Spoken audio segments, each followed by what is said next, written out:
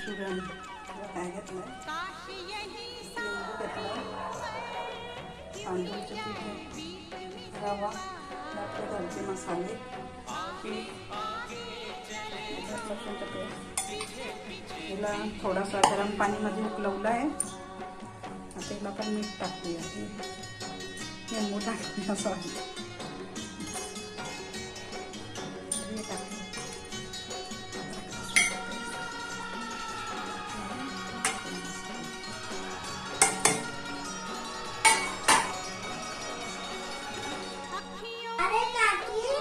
गणपती आला तरी पण मच्छी बनवतात.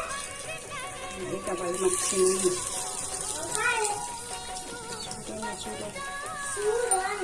मला पण आवडते काची भाजी. मला पण द्या काची